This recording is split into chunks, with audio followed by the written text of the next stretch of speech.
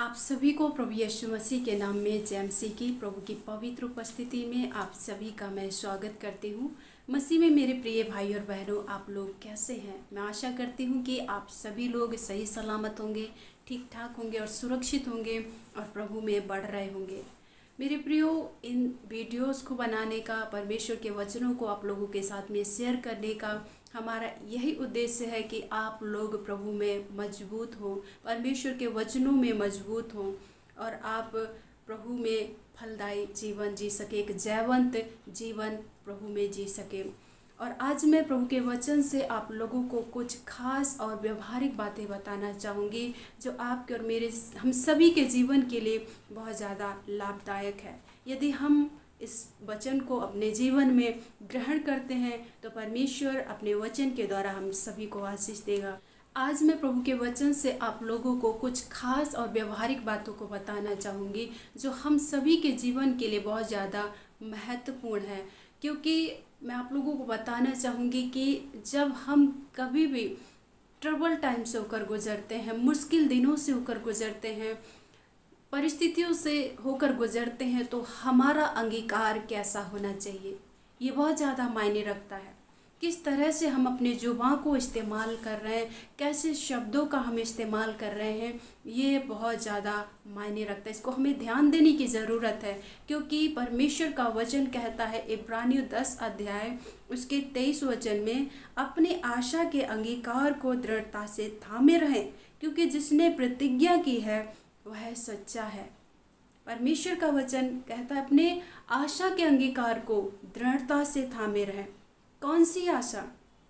हम सभी चाहते हैं कि हम अच्छे से रहें, भले चंगे रहें, अच्छे दिनों को देखें, हमारे घराना अच्छा हो, हमारे बच्चे अच्छे हों, हमारा भविष्य अच्छा हो। हम सभी चाहते हैं, लेकिन उन चीज़ों को चाहते तो हैं, लेकिन उससे पहले हमें कुछ बोना पड़ेगा, क्योंकि जो हम बोएंगे वही काटेंगे। अगर हम सही अंगीकार को बो रहे हैं तो सही वस्तु को, सही कटनी को काटेंगे, अच्छे दिनों को काटेंगे। लेकिन अगर हम अपनी जुबान से गलत शब्दों का इस्तेमाल कर रहे हैं, निगेटिव शब्दों का इस्तेमाल कर रहे हैं, निगेटिव बातों को अंगीकार कर रहे हैं, तो सब कुछ हमारे जीवन में बुरा ही होगा।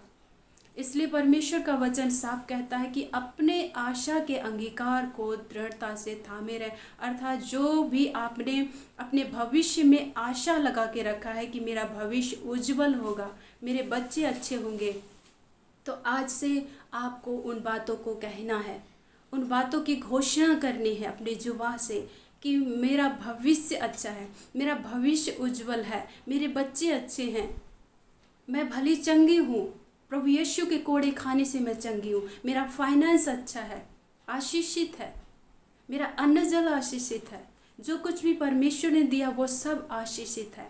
अगर हम भविष्य में अच्छा देखना चाहते हैं तो अपने अंगीकार को सही रीति से करें, अपनी जुबान को सही रीति से इस्तेमाल में लेकर आएँ, क्योंकि जो कुछ भी हम कहेंगे वो हो जाएगा। यशायाह 57 अध्याय उसके 19 वचन में परमेश्वर का वचन कहता है, मैं मुंह के फल का सृजनहार हूँ, यहोवा ने कहा है, जो दूर है और जो निकट है दोनों को पूरी शांति मिले और मैं उसको चंगा करूँगा। यहाँ पे कौन कह रहा है कि मैं मुंह के फल का सृजनहार हूँ? यहाँ पे कहता है, परमेश्वर साफ कहता है कि यहोवा ने कहा है। किसने कहा? यहाँ पे किसी प्रॉफिट ने नहीं कहा, परमेश्वर यहोवा ने कहा है कि मैं मुंह के फल का सृजनहार हूँ। आप जो आशा रखते हैं भविष्य के लिए, उसका आज से ही अंगीकार करना शुरू करें। मुंह के उन शब्दों को सही से इस्तेमाल करें। अगर आप मुंह के शब्दों को सही से इस्तेमाल करेंगे, परमेश्वर उसके फल को आपको खाने को देगा। आप अच्छा अंगीकार करेंगे, अच्छा फल खाएंगे और अच्छी फसल को काटेंगे। लेकिन अगर गलत अंगीकार करेंगे तो खराब फसल को खाएंगे, खराब फल को तोड़ने पाएंगे, खाने पाएंगे, क्योंकि जो बोएगा वही काटा जाता है। गेहूँ बोते हैं तो गेहूँ काटते हैं, धान बोते हैं तो धान काटते हैं, जंगल बोएंगे तो जंगल ही काटेंगे। इसलिए मेरे प्रियो, परमेश्वर मुंह के फल का सृजनहार है। इस बात को परमेश्वर यहोवा ने कहा है। हमें बड़े सोच समझ के अपनी जुबान को इस्तेमाल करना है। परमेश्वर का वचन नीति वचन में इस प्रकार से कहता है कि जीव के वश में मृत्यु और जीवन दोनों है, और जो कोई उसे काम में लाना जानता है वो उसका फल भोगेगा। जीव के वश में मृत्यु और जीवन दोनों हैं।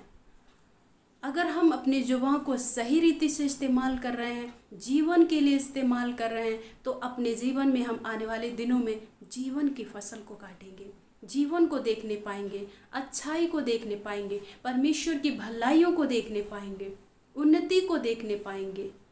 लेकिन अगर हम मृत्यु के शब्दों का इस्तेमाल कर रहे हैं, नेगेटिव बातों का इस्तेमाल कर रहे हैं, गलत शब्दों को हम अपनी जुबान से कह रहे हैं, तो आने वाले दिनों में कभी भी उम्मीद नहीं करना कि आप अच्छी फसल को काटेंगे।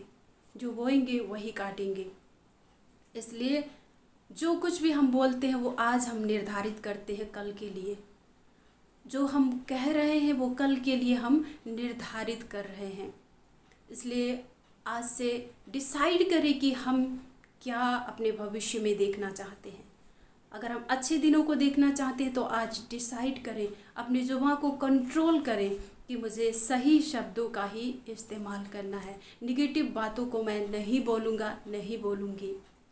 क्योंकि मैं बहुत से लोगों से मिली हूँ मैं, जो कहते हैं कि मेरे जीवन में सब कुछ खराब चल रहा है, सब कुछ खराब चल रहा है, कुछ भी अच्छा नहीं चल रहा है। मेरे प्रियो, जब आप ऐसा बोलेंगे तो कुछ भी अच्छा नहीं होगा, क्योंकि जो आप बोलेंगे वो ही आप काटेंगे।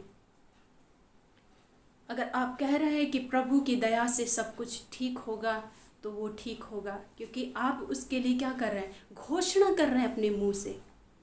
और परमेश्वर का वचन कहता है कि हमारे जुबान सामर्थ्य है, हमारा मुंह सामर्थ्य है, जुबान से निकलने वाले शब्द सामर्थ्य हैं।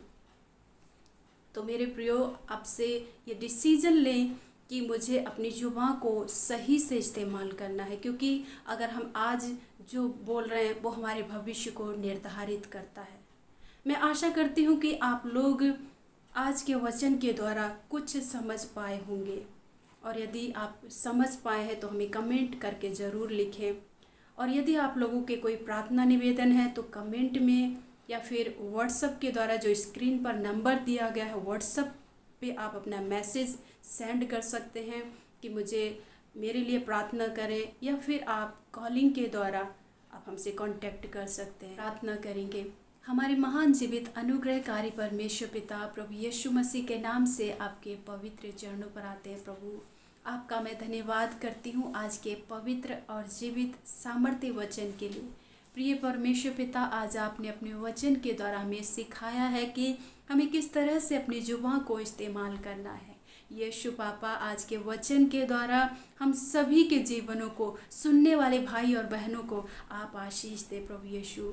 और प्रार्थना है पिता, आप प्रत्येक को अपनी बुद्धि, ज्ञान और समझ से भर दीजिए, ताकि प्रभु अपने हर एक समय में पिता अपनी जुबान को हम सभी मिलकर सही से इस्तेमाल कर सके प्रभु यीशु। क्योंकि आपका वचन कहता है कि अपनी आशा के अंगीकार को दृढ़ता से थामे रहे। प्रभु यीशु, हम सभी चाहते हैं कि हमारे जीवन में अच्छे दिन हो प्रभु, हम सभी भलाइयों को देखें, हम सभी भले चंगे रहें। परमेश्वर पिता, होने दे जब हम इस तरह से अच्छे दिनों को, अच्छे स्वास्थ्य को देखना चाहते हैं, तो हमारे जुबान का अंगीकार भी प्रभु इसी तरह हो पिता। हर एक भाई बहनों को आप बुद्धि समझ से भर दीजिए, और सही रीति से अपनी जुबान को इस्तेमाल करने के लिए आप मदद करें परमेश्वर पिता। और प्रभु, एक बार फिर से प्रार्थना करती हूँ प्रभु, उन तमाम प्रार्थना निवेदनों के लिए प्रभु, जितने भी बीमार भाई और बहन हैं परमेश्वर पिता, प्रभु यीशु मसीह के नाम से आप उन्हें छू के चंगा करें। उनकी चाहे कैसी भी बीमारियां क्यों ना हो, यीशु के नाम से वो हर एक बीमारी उनके शरीर को, उनके प्राण को, उनके आत्मा को छोड़ के हमेशा के लिए दूर हो जाए।